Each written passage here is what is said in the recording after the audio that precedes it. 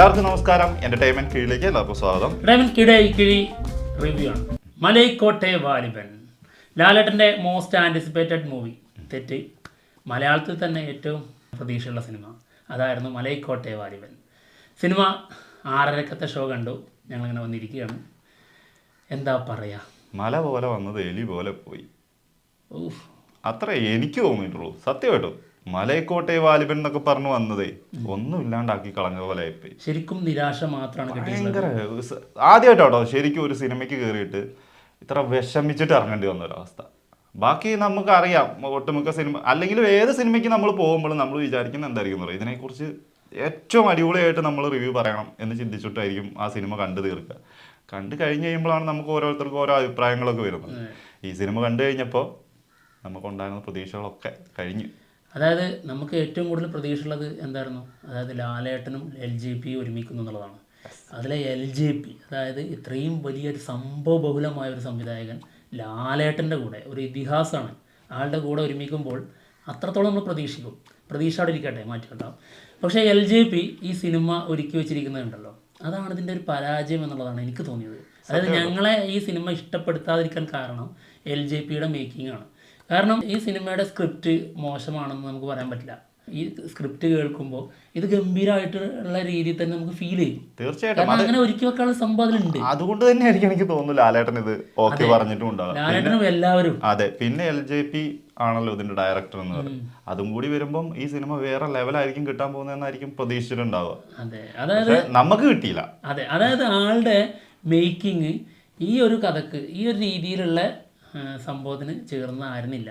ഈ ഒരു സ്റ്റോറിക്ക് പറ്റിയ മേക്കിംഗ് അല്ല ഞങ്ങൾക്ക് തോന്നിയതാട്ടോ ലിജോ ജോസ് പല്ലിശ്ശേരിയുടെ എന്നാണ് നമുക്ക് തോന്നിയത്. കാരണം കുറച്ച് സ്പീഡും കുറച്ചിങ്ങനെ വൈബായിട്ടുള്ള സാധനം ഇങ്ങനെ വരണം. അപ്പോൾ ഈ ഒരു സ്റ്റോറി വെച്ചിട്ടാണ് നമ്മൾ പറയുന്നത്. അപ്പോൾ ഇതിന്റെ ഒരു പവർ കിട്ടുള്ളൂ. ഈ ടിനു പാപ്പച്ചൻ പറഞ്ഞ ഒരു സംഭവം ഉണ്ടായിരുന്നു, അതായത് തിയേറ്റർ കുലുങ്ങും ആളുടെ ഇൻട്രോ കാണുമ്പോൾ.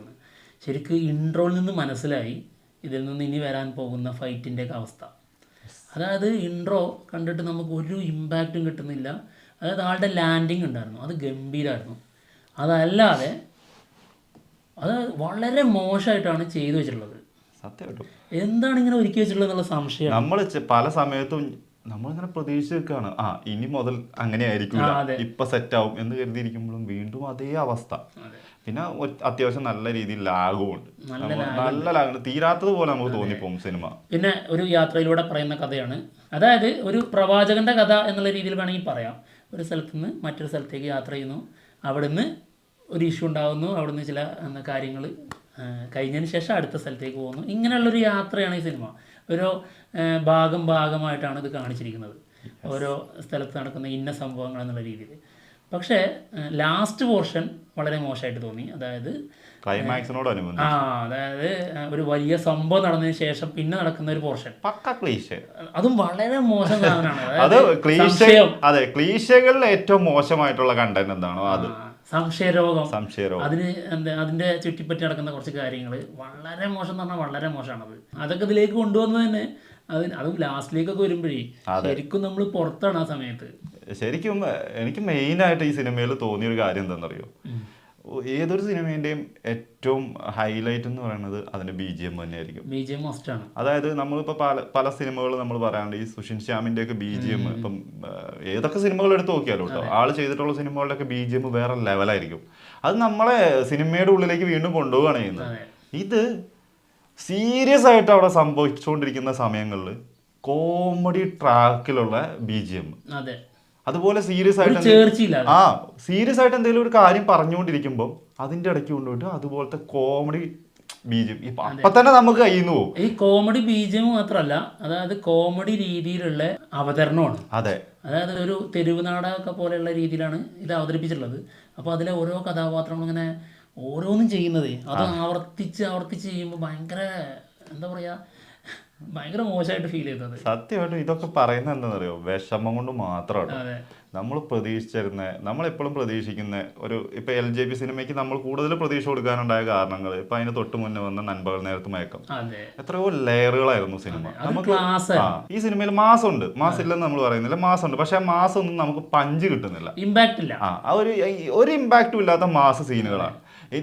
ഇതൊക്കെ മാറ്റി നിർത്തിയാൽ പോലും ഒരു ക്ലാസ് ആയിട്ടെങ്കിലും ഈ സിനിമ കൊണ്ടുപോകാൻ ഇത് പറ്റിയ ഏത് രീതിയിൽ പറയും എന്നുള്ളതാണ്. ക്ലാസ് ആണെന്ന് വെച്ച് കഴിഞ്ഞാൽ അല്ല, മാസ് ആണെന്ന് വെച്ച് കഴിഞ്ഞാൽ അങ്ങനെയല്ല. അതെ, മാസിന് ശ്രമിച്ചിട്ടുണ്ട്, പക്ഷേ മാസ് ശരിയായ രീതിയിൽ വന്നിട്ടില്ല. കാരണം ഫൈറ്റ് രംഗങ്ങളൊക്കെ വളരെ മികച്ച രീതിയിൽ ചില സമയങ്ങളിൽ തോന്നും, പക്ഷേ എഡിറ്റിങ്ങിലും, അതായത് അതിൻ്റെ ചടുലമായ എഡിറ്റിങ്ങിൽ പ്രശ്നമുണ്ട്. അത് ആ രീതിയിൽ തന്നെ LJP അവതരിപ്പിക്കുന്നതാണ്, ഓക്കെ. പക്ഷേ അത് ഈ സിനിമയുടെ മാസീവായിട്ടുള്ള ഒരു ഫീലിന് ഭയങ്കരമായിട്ട് കല്ലുകടിയായി നിൽക്കുന്നുണ്ട്. അതെ, അതാണ് പ്രശ്നം. പിന്നെ അതിനോട് അനുയോജ്യമായ രീതിയിലുള്ള BGM ഒരുക്കിയിട്ടില്ല. പല സമയങ്ങളിലും ആംബിയൻസും സൗണ്ടും മാത്രം ഇട്ടിട്ട് ഫ്ലാറ്റായിട്ട് കിടക്കുകയാണ്. അതെ.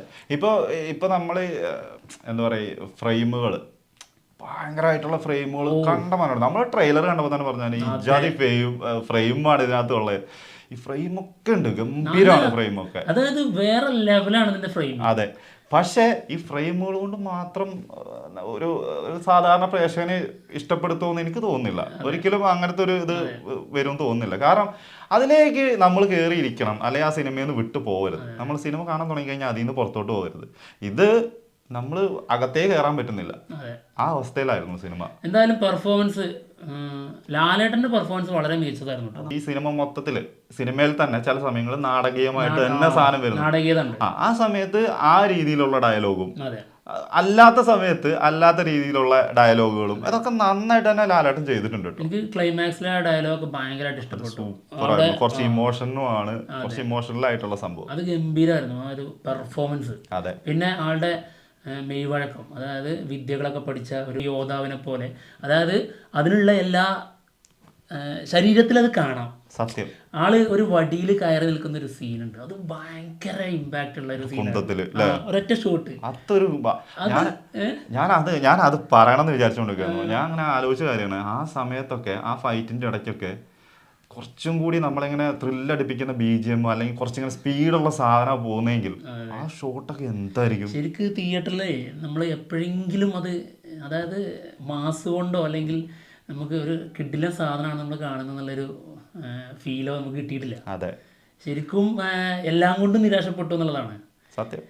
എന്താ പറയാ, ഇനിയിപ്പോൾ ഇതിൽ കൂടുതലൊന്നും നമുക്ക് പറയാനില്ല. എന്താണെങ്കിലും സിനിമ എല്ലാവരും പോയി കാണുക, കണ്ടിട്ട് നിങ്ങളുടെ അഭിപ്രായങ്ങൾ പറയാം. അതായത് ഒരു പ്രത്യേക തരം, ഇതുവരെ നമ്മൾ മലയാള സിനിമയിൽ കാണാത്ത തരം ഒരു അവതരണമാണ്. അതെ. പക്ഷേ ഈ അവതരണം ഇങ്ങനെയുള്ളൊരു സിനിമക്ക് ചേരുന്നുണ്ടോ എന്നുള്ളതാണ് സംശയം. ഞങ്ങൾക്ക് ഈ സിനിമ പേഴ്സണലി ഇഷ്ടപ്പെട്ടിട്ടില്ല, സത്യമായിട്ടും.